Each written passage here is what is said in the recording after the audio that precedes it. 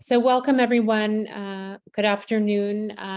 With the number of folks who have joined this call, it's clear the extreme worry and concern that so many of us are holding in the midst of the passing through of the reasonableness clause with the governing coalition. And we felt it was important that we would have the opportunity to hear from an expert on their perspective on what's actually happening. I know many of us are reading many sources of information, are in relationship with many friends and family who are in Israel. And given our deep love and commitment to Israel and the aspiration for it to be a just and democratic, dignified state for all peoples, we're at a very critical moment in this moment. And so we're gathering here today on the eve of Tisha B'Av, which marks, of course, the destruction of the two temples amongst countless other tragedies of the Jewish people, recognizing not only the external threats that happen to the Jewish people, but also the internal threats which are happening and manifesting before our eyes.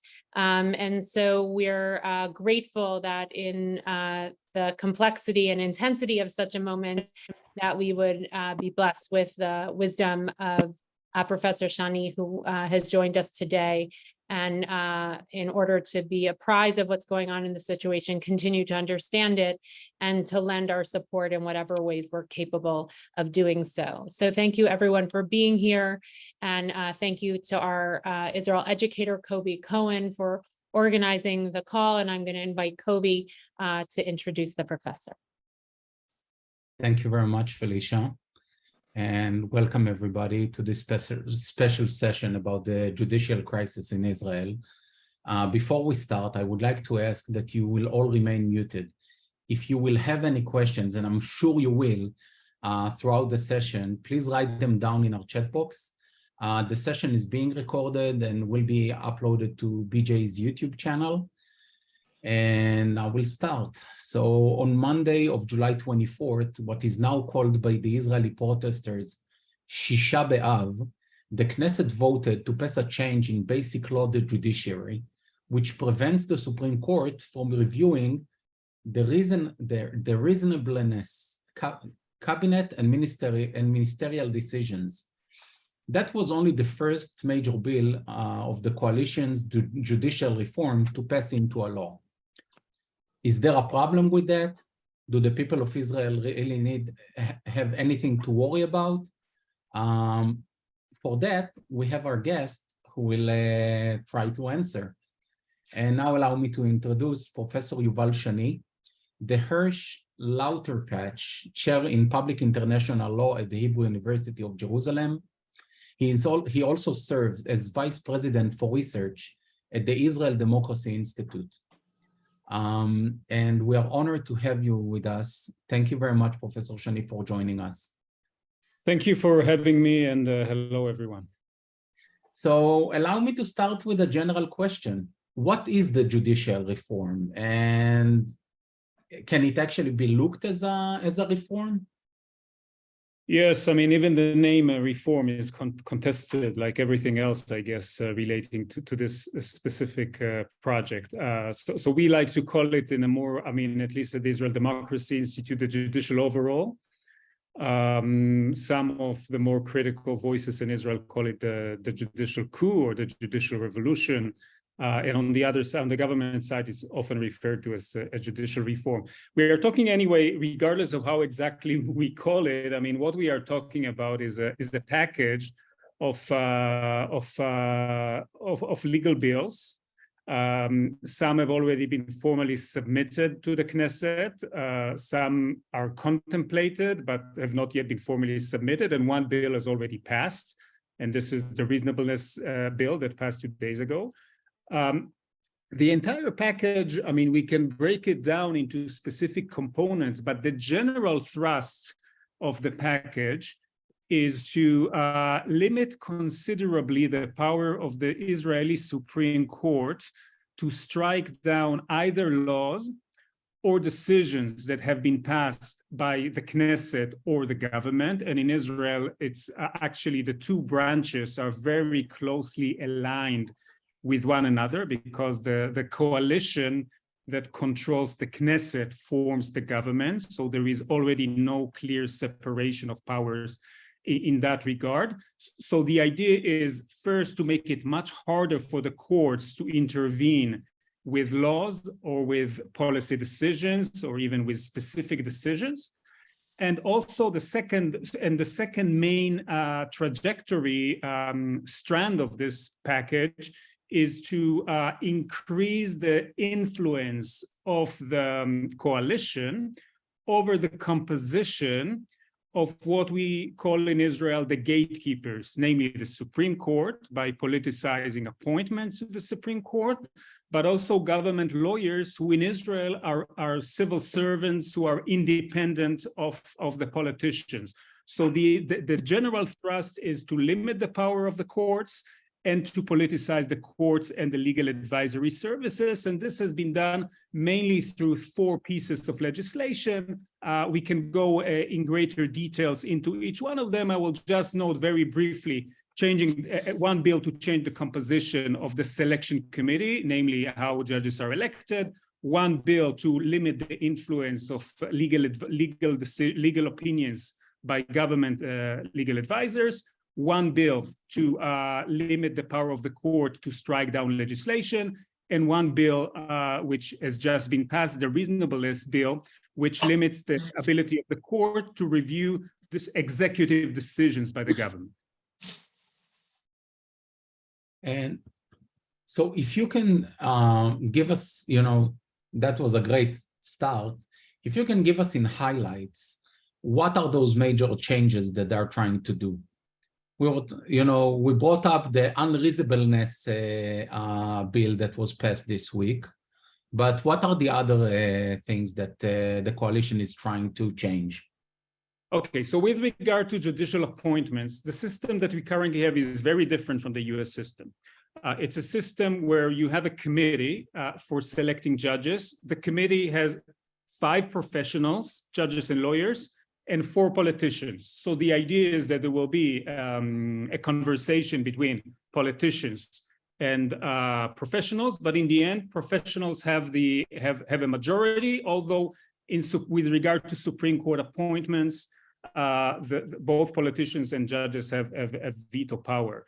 The plan that the government put forward initially was to change the balance of power within the committee and give the coalition full control over the selection of judges without actually allowing either the opposition or the professionals to limit that, and that would have entailed a complete takeover by the ruling coalition of the judiciary, effectively destroying what in our model works as an important separation of powers between the 3 branches. The other proposal, as I said, was designed to limit the ability of the court to strike down legislation by introducing a supermajority requirement on the court.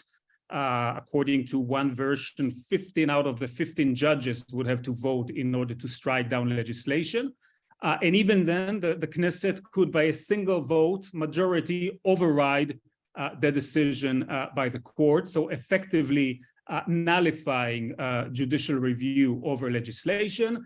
The decision with regard to the bill with regard to the legal advisors was intended basically to allow the government to ignore decisions, legal opinions by their own legal advisors, and to hire private lawyers to represent the government in court if the government is unhappy with the legal positions put forward by the civil servants. And the final bill, and that is the bill that passed, the reasonableness bill, prevents the Supreme Court from reviewing the reasonableness of executive decisions. Maybe I'll say a few words on this specific bill because this has garnered a lot of attention. And again, I should say that many of the issues that we are discussing now in great detail, it's not as if 95% of Israelis knew anything about them 3 months ago. Okay, these are very specific, and you could say maybe even esoteric points of constitutional law and administrative law, which suddenly became the most important thing in Israeli political life, which is in itself somewhat of an anomaly. The reasonableness doctrine in Israel is a doctrine that goes back to the very founding of the state. It's something which exists in English law. Israel has inherited the English legal system when it was established in 1948. And it essentially says that when a public official, be it an elected or an unelected public official, exercises public authority, they have to do that on behalf of the public. They have to serve when exercising their authority. They have to serve the public interest. And therefore, if a court reaches the conclusion that no reasonable public official would reach a certain decision or would take a decision in a certain manner, then the court would have the authority to strike down that decision. So if, for instance, a minister would appoint someone who lacks any qualifications as a director general of a government ministry, and in the Israeli scenario, it's often coupled with the fact that that person has been convicted of corruption charges in the past, the court, according to our case law, could strike down that appointment. By passing the reasonableness law, the government took away from the court the power to pass, to review these sort of decisions, essentially allowing the government to take, formally speaking, unreasonable decisions. And eventually we're talking about politicizing the system, I would say. And it's a gate to corruption. But, you know, some people who support this reform are actually saying, you know, we want to have people that will be aligned with us and that will improve our actually work for the people, for the public who voted for us. What do you have to say about this claim? Yeah, I mean, I think at the bottom of the question of the debate that we have in Israel, and we actually have, despite all the great difficulties and the anxiety, we have a very deep debate about what we consider to be the foundations of democracy, and I think this is really at the bottom of what we are seeing. So there is one vision of democracy which the proponents of this reform or overhaul are advocating, which is basically majority rule. I mean, the party that wins election wins everything, and then they can pass any law that they would wish or pursue any policy which they wish. It may be the policy that is supported by their supporters. It may even not enjoy wide support. You know, in Israel, it's a coalition system. So the different parties that compose the government, the governing coalition, may represent very specific population groups. So according to this vision, as long as the politicians are in power, they can do everything because they have some democratic legitimacy. I think on the other camp, which I should say that is about twice as large in terms of polling, because these reforms, and this is somewhat overlooked, I think, in the international discourse, they are deeply unpopular in Israel. So we have a support for these reforms is hovering just over 20% of the Israeli population. So it's not that this is like something which a huge majority of the population, so it's not even a tyranny of the majority situation, it's a tyranny of the minority situation. The competing approach is no, the government it's a government of the people, for the people, by the people, right? I mean, the government has to take care of the broader public interest.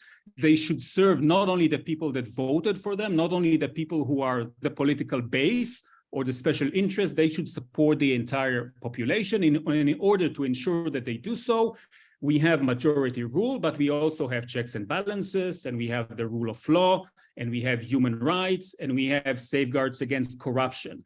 And what is happening with these reforms, and this is why I am opposed to these reforms, like many of my colleagues, they are basically dismantling one by one all the checks and balances that we have, and all the mechanisms that we have to ensure the broader public interest but also the interests of minority groups and the interests of specific individuals whose basic rights would be sooner or later jeopardized if these reforms are passed forward.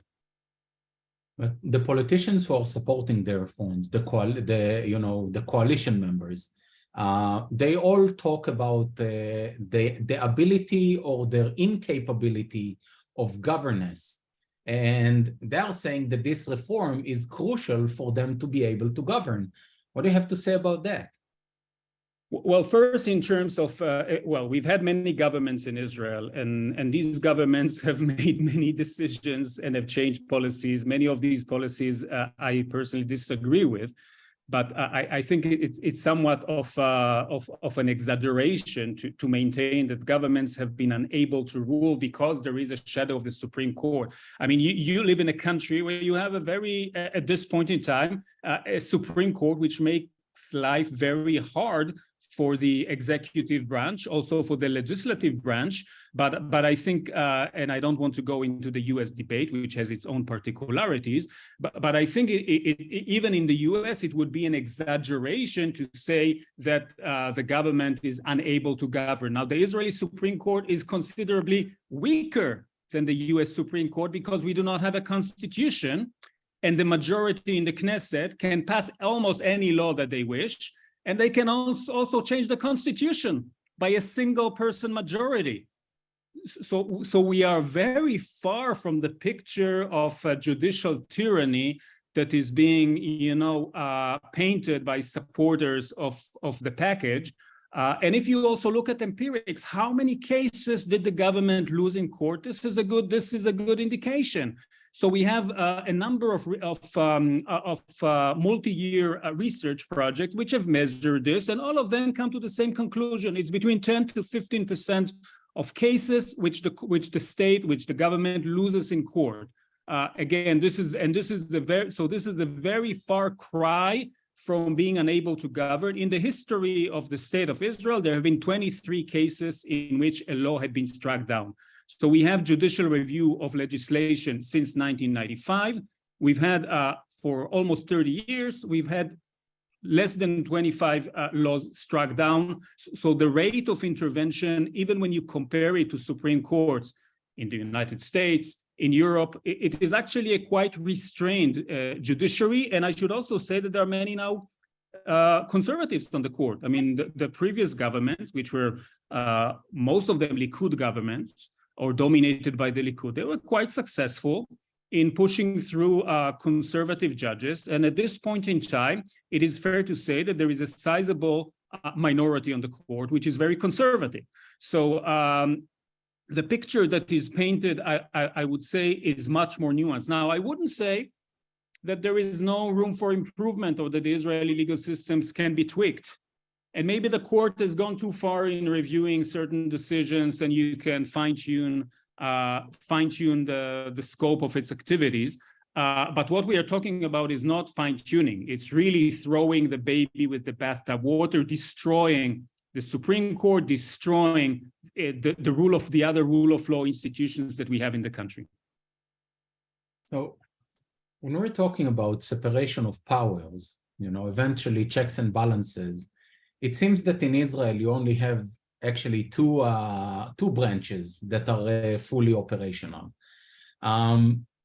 Is there another way that in order to improve governance, you can actually make a change in some laws? I mean, no, I think that's a great point, because I mean, many are pointing to the fact that some decisions that are with regard to, for instance, cabinet appointments in Israel wouldn't have been taken in the United States, which is true. But the United States is an alternative system, right? It has two chambers in the so the Congress is composed of two of the House and of Senate. You need confirmation hearings, which is actually sometimes a very high hurdle for the administration to meet. You need sometimes to work on a bipartisan level. It's a federal state. So to begin with, the central government has much less authority. So the problem with Israel is you are removing one safeguard, but you are not actually doing anything to introduce an alternative safeguard. So the idea is basically just removing the safeguards and giving the government free hand to do as it pleases on the sole justification that it was elected by a democratic majority, which, mind you, in the Israeli case, it's a very thin majority. And the only reason why this government has a comfortable majority is because two parties from the left didn't pass the electoral threshold, because the elections were actually too close to call. But because of, I mean, this is of course not unfamiliar to the US, that the fact that the voting system sometimes creates anomalies, and this is what happened in Israel, or sometimes creates certain distortions. So it's not as if an overwhelming part of the Israeli population supports this government. And mind you, the specific reform was never part of the Likud platform, and actually the Likud did everything it could to hide away these ideas, which were floating around, I should say, for many years, but they were not part of the election platform. The election was on cost of living and on personal security. These were the main issues that were put to the voter, and from the day the government was actually took office, they put aside cost of living, they put aside public safety. In both areas, actually, the situation is significantly worsened, and they've been working 24/7 on judicial reform, overall revolution. Yeah, we can definitely agree that I would say most of the parties of the coalition did not highlight the judicial reform as it's on their agenda. But we had one party, which actually one of its members is the chair of the Judicial Committee in the Knesset, Simcha Rotman, the Religious Zionism Party. But they were the only ones. So I want to ask you about, what can be the implications on, now that we have the unreasonableness clause passed, and what should we expect? So the unreasonableness clause in and of itself, I think, takes away from the court an important tool it had to maintain the rule of law and to protect the public interest, and also to protect the interest of minorities. The court still has some other tools, so I wouldn't say that this change in and of itself is a catastrophe, but it could actually become a catastrophe, first if it is followed by the other parts of the package, and some elements within the ruling coalition are actually talking about this being only the hors d'oeuvres, and that the main course still awaits us. So a lot of people in Israel are concerned about the government simply trying to pull off a salami slicing strategy, that every few months they're going to pass one slice of the reform. There is also a very serious issue which relates to the status of independent gatekeepers, these government lawyers that are effectively responsible for maintaining the rule of law within the executive branch.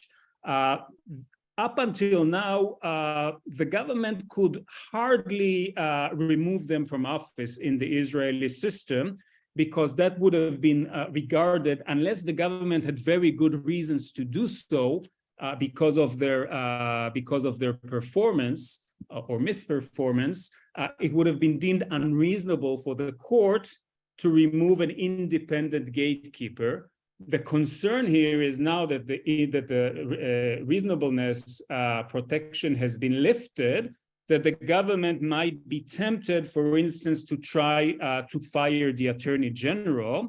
And of course, all of these debates are happening in Israel against a very difficult context in which the Prime Minister is standing trial for corruption, and the head of the prosecution is the Attorney General. So in a way, over and beyond the concerns in principle about this package, there is a serious concern that the real motive which is underlying these changes is not only some vision of democracy, which is very unique, but also a very serious conflict of interest. And in fact, we have some legal scuffles around this specific issue, because the Attorney General has already stated that Netanyahu's own involvement in the reform proceedings are a violation of his conflict of interest agreement that facilitated his appointment to premiership 4 years ago. So we are really 3 years ago. So we are really we find ourselves in a very deep hole on all aspects that relate to the to core democratic principles, checks and balances, the rule of law, anti-corruption, protection of minority rights and individual rights. I think the last thing you said about the Attorney General brings us to a really interesting point, because I think that the Supreme Court has now two big challenges. One thing, of course, there are a couple of appeals in regards to the reasonableness clause that are going to be discussed in the Supreme Court. I think that that it was set to September, right? Yep. And then you were talking about the Attorney General, who yesterday asked the Supreme Court to strike down a law that was passed in March, what you said about that prevents the court from ordering Prime Minister, to recuse himself from office. Why was that happen? Because what happened now that, she came up with this statement? So the two issues are somewhat related in the sense that they go to I'm using the word anomaly, I realize quite frequently, but the truth is we do have a very problematic constitutional system, which looks nothing like the American system. Therefore, drawing comparative lessons from the United States to Israel or vice versa is extremely risky. So as I said before, in our system, two members of Knesset can come together and pass a basic law. So they can pass a constitutional amendment within 3 days. So it could be 61 to 59 or even 5 to 1. There is no even quorum requirement. And according to our legal system, those basic laws are regarded as laws that have constitutional status, although they are passed in exactly the same procedure in which ordinary legislation is passed.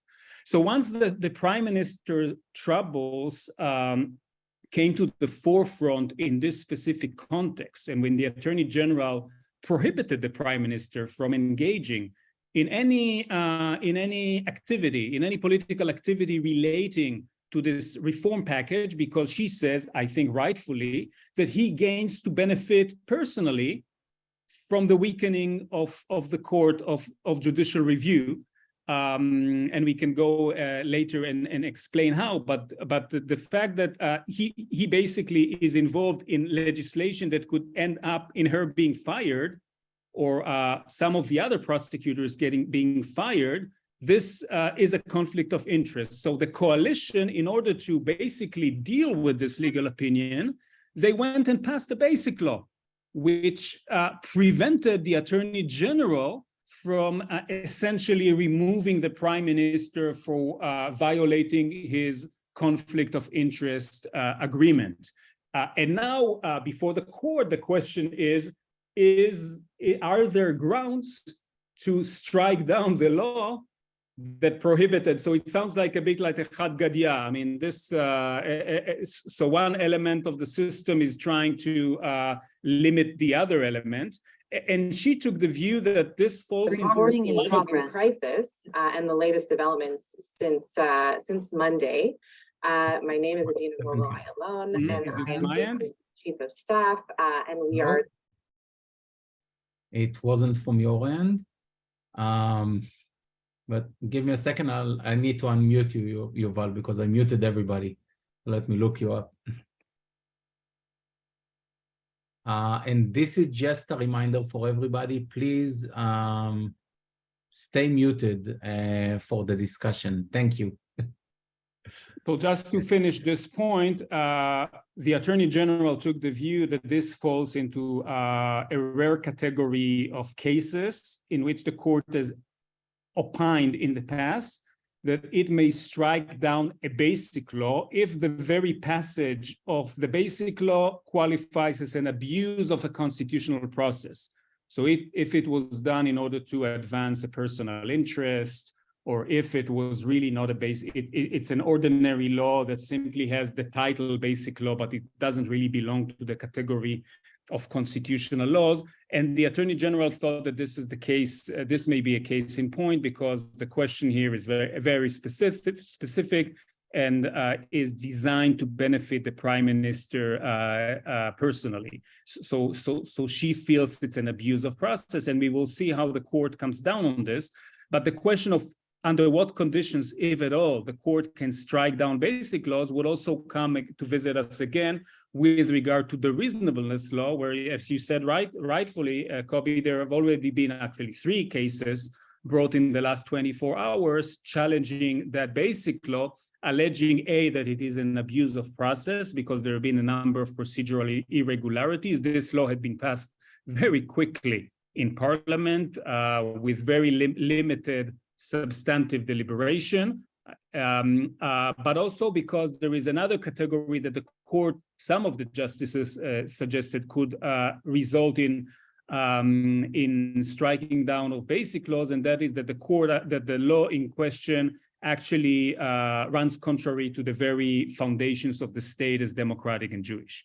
And some of the petitioners argue that this is really the problem because it removes judicial review and doesn't create any alternative check and balances, and therefore erodes our system of checks and balances and creates a zone of impunity in which the government can act unlawfully without any meaningful constraint.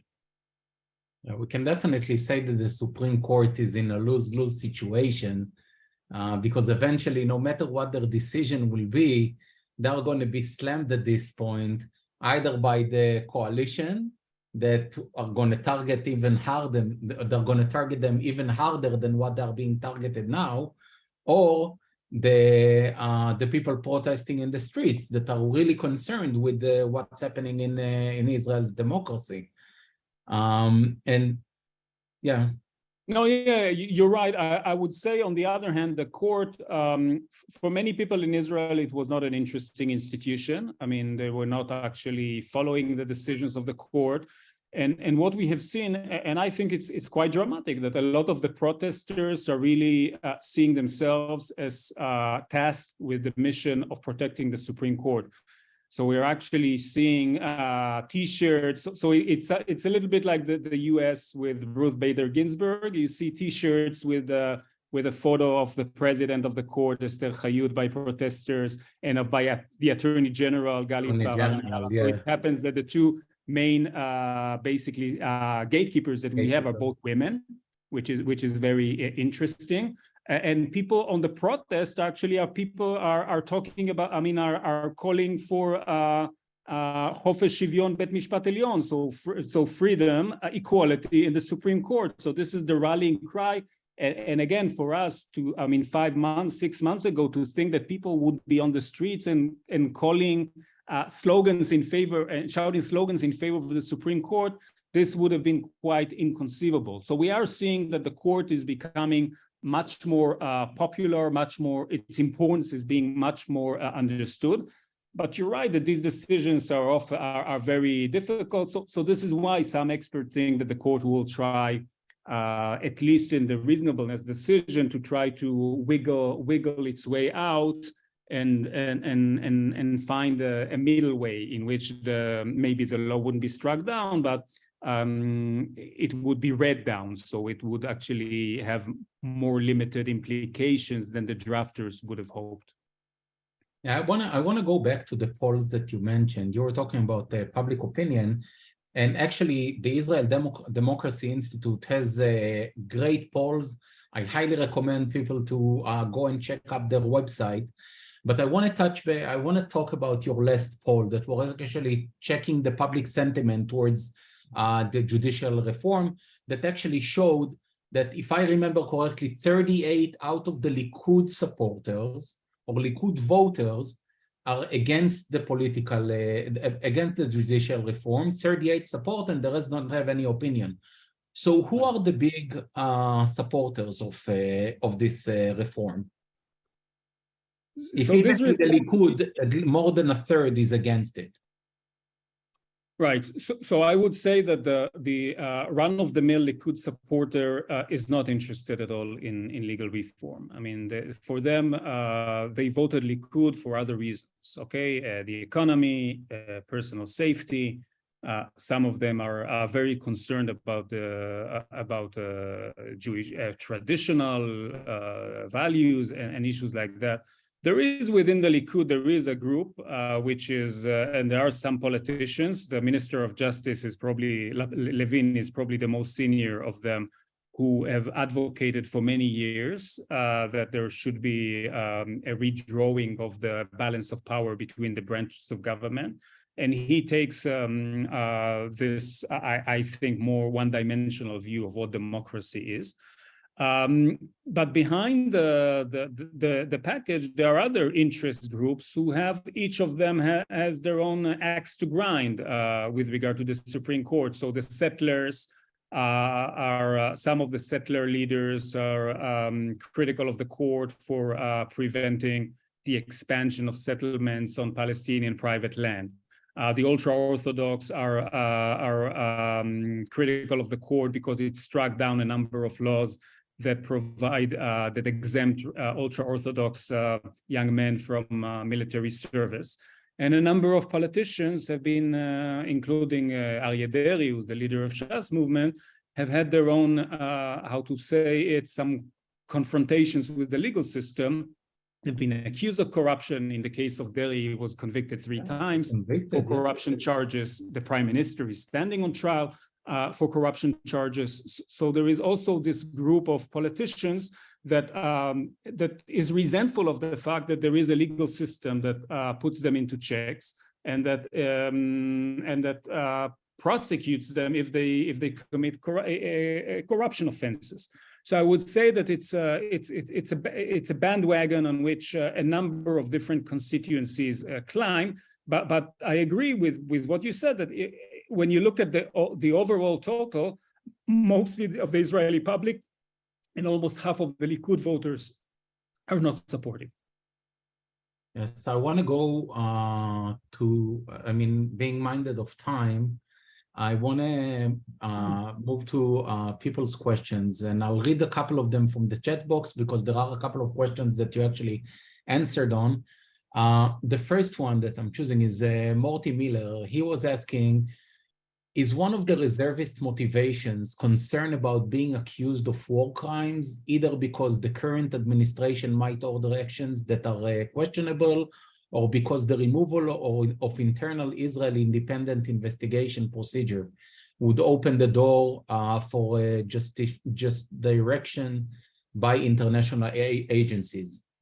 Yeah, that's a very good question. It's a very good point, and the answer is yes. I mean, there is concern among Israeli service members, including the reservists, that weakening of the judicial system might result in the government taking illegal action, adopting policies that would be deemed illegal from an international standpoint, b that there would be less judicial review, and as a result, from an international point of view, Israel would be less able to maintain internationally that international courts should not intervene because we have our own independent and effective judiciary. Of course, it's hard to argue that you have an independent and effective judiciary when the judiciary is being decimated and its powers are being taken away. And also the independent part is also related to the ability to the attempt to politicize key positions within the civil service, including within the legal civil service. So all of these three elements are in a way increasing the risks that Israelis would be dragged to litigation in other courts. This is not something that we have not seen. There have been many attempts in the past to bring senior Israeli officials before courts. mainly in Spain, Belgium, and the UK. All of these, and there have also been, I should say, some civil claims in the United States. All of these attempts have failed, and they have failed largely because Israel was able to make the case that it has an independent and effective legal system.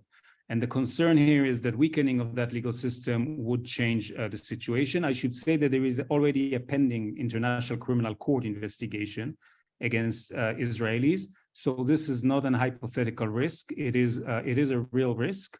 And the fact that the government is actually not even seriously engaging with this argument, with these arguments, is making the reservists even more nervous. Thank you. So I hope that it answered Moti's question. It was definitely, I mean, very, I would say, enlightening what you told us. So thank you for that. And I want to ask you another question that we have is about the Constitution. So you reminded that Israel doesn't have a constitution. We have a set of basic laws. What's the difference between a basic laws and a constitution? So Israel didn't, I mean, initially Israel was supposed to have a constitution. Our Declaration of Independence actually introduced elections for a constitutional assembly. The constitutional assembly was elected, but it refused to exercise the mandate. It couldn't reach an agreement on the contours of a constitution. So they decided, as a pragmatic matter, to become the parliament. So in a way, they changed their own characteristic in the very early years of the state, and to proceed with the project of forming a constitution in a piecemeal manner, namely passing one basic law after the other. But as I said before, so what we have is a series of basic laws, but these basic laws do not cover everything.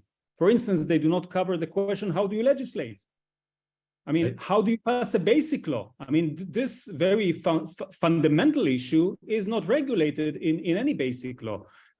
We also don't have an equality provision in our basic laws. There is not a single basic law that protects the right to equality and other basic rights. So what we have is something which is partial in the sense that it covers some constitutional provisions. It is passed in the same way in which legislation is passed, so it doesn't go through the kind of democratic deliberation which is unique in constitutional settings. Normally, normally in constitutional in states that have constitutions, a change of the constitution requires a supermajority. You know how difficult it is in the US to amend the constitution, almost impossible. So you need really a wall-to-wall agreement. In Israel, it's the opposite. I mean, the government of the day can change the basic laws. So this is why we are seeing this anomaly, sorry again for using the word, in which the Supreme Court is reviewing constitutional changes, because these so it's a semi-constitution. It has constitution-like features, but it's not really a constitution in the sense that it is passed in an ordinary manner. It does not reflect broad consensus about what should be done, and it is also not comprehensive in its scope. Thank you. Another question that we have is, what about Likud support for some of the underlying goals that are social and territorial? Is this not some of the subtext of the judicial reform? And I assume it's talking about either annexing, the West Bank, or changing the status quo. Yes, so I think it is fair to say that a lot of the push that we are seeing on both sides, both on the proponents of the changes and also on the protest, is not really about the legal reforms or the legal changes. It's really about the underlying policies. And there are underlying policies in the sense that this government, this coalition, has elements that seek to radically change Israel's policy in the territories and to annex the West Bank or large parts of the West Bank. And there is also within this coalition a push towards rolling back whatever weak structures we have in place to separate state and religion. So basically diluting even further, if that is possible, civic education in religious institutions. As I said before, giving permanent exemption to ultra-Orthodox from military service, We see this in other areas, some rolling back of gender equality provisions, even in very symbolic issues such as the language that is used in official publications, where we have seen in recent years a move to a more gender-neutral language. And now there is, in Hebrew, there is this masculine, feminine. So we're rolled back to use of official forms only in masculine. Also with regard to LGBT, we have seen the same rollback of some symbolic measures that were taken on behalf for the sake of this group. So and also calls to go back on support of the Arab sector in Israel. We're actually seeing a huge rise in the extent of violence in that sector. So I would say that there is this underlying change of the general direction, and this judicial reform is intended inter alia to remove what is being regarded as roadblocks. The court basically removing the ability of the courts or the legal advisors to interfere with some of these policies that do seem to contradict some basic rights that we have under our imperfect constitutional law, some administrative law doctrines that we've had for many years, and also more generally, they are not compatible with the public interest by and large. And what we are seeing is in a way the policy decisions or discussions being interspersed with the legal discussions. So I know that there is a growing sentiment now with all of the flashback that the coalition is getting from the public, discussing a thin constitution. And can you say a couple of words about it? What does it mean, a thin constitution? What do they mean about it?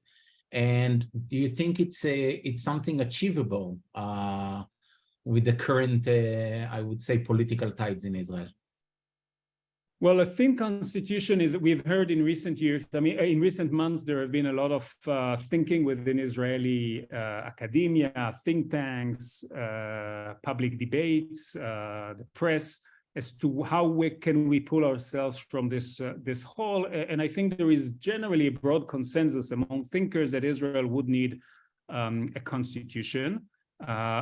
Our problems stem largely from the fact that there is no agreement on the rules of the game, on how what can be done with what majority. And I think what you're seeing is really a pushback against the idea that the government can change the rules of the game, the balance of power, on the basis of its ordinary majority without seeking broad consensus.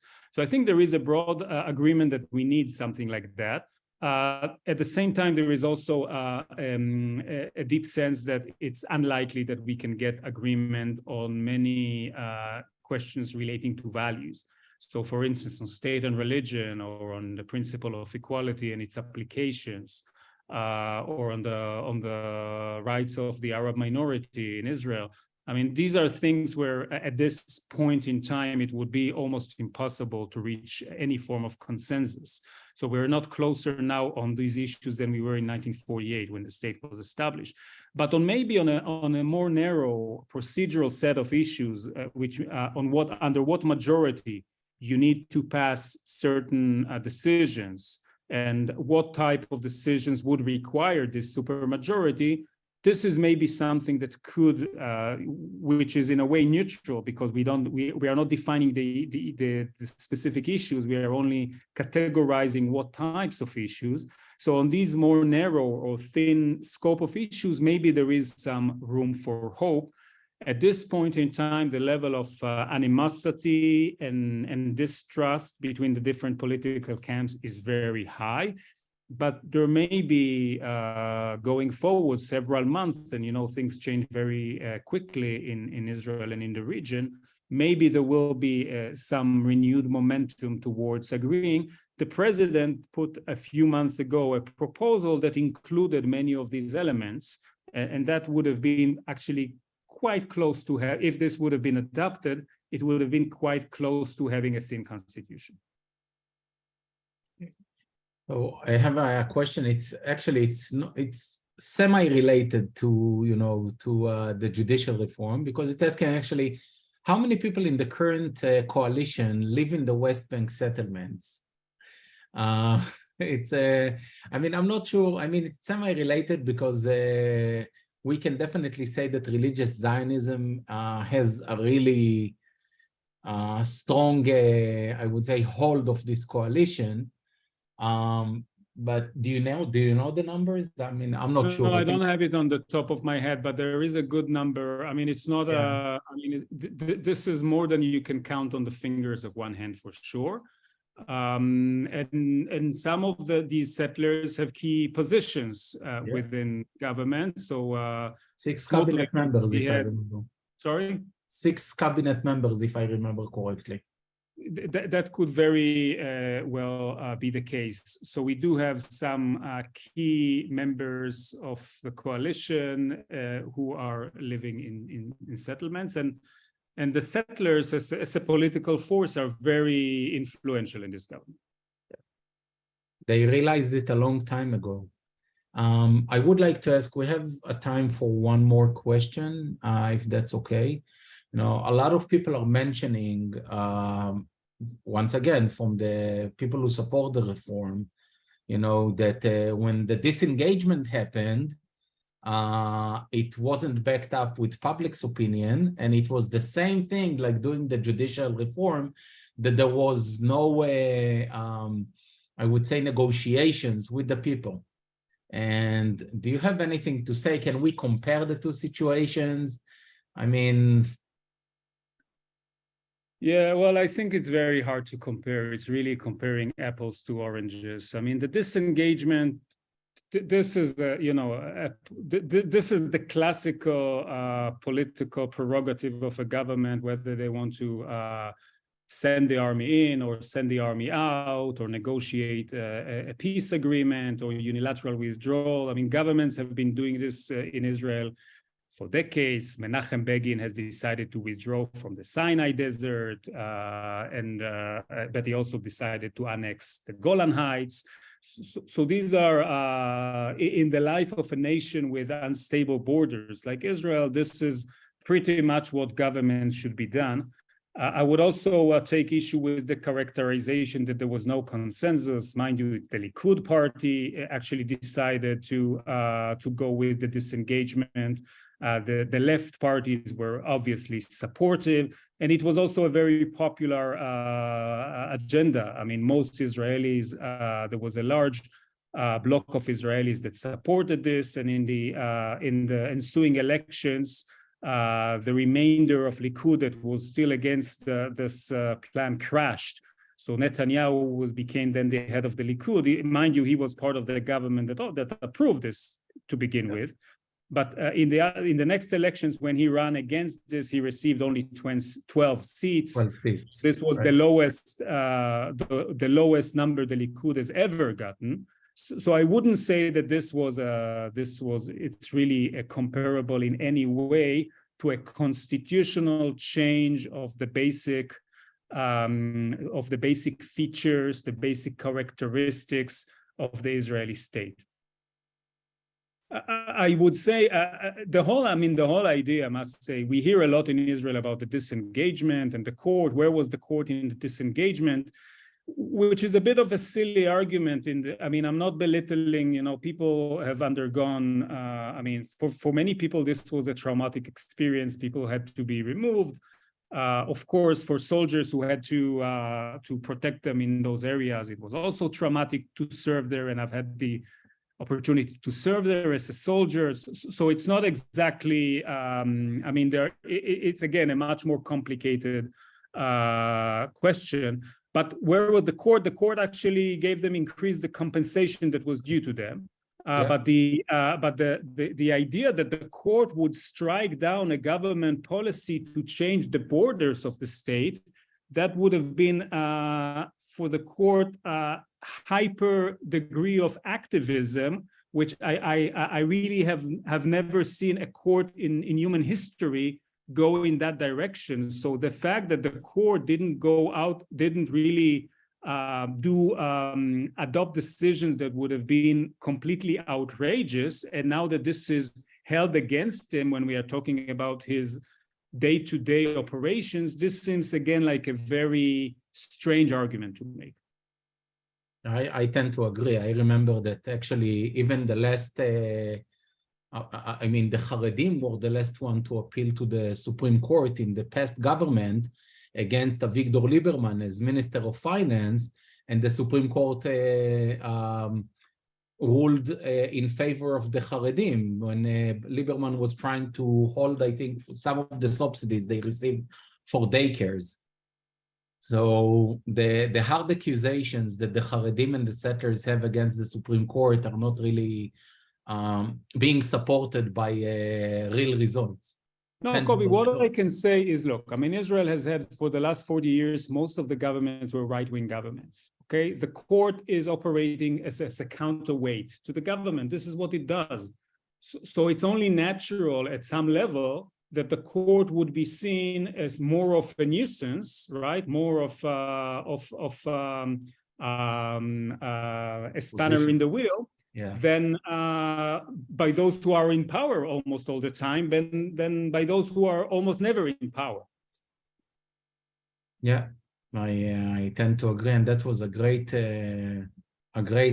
comment for the end. I want to be minded of your time and our audience.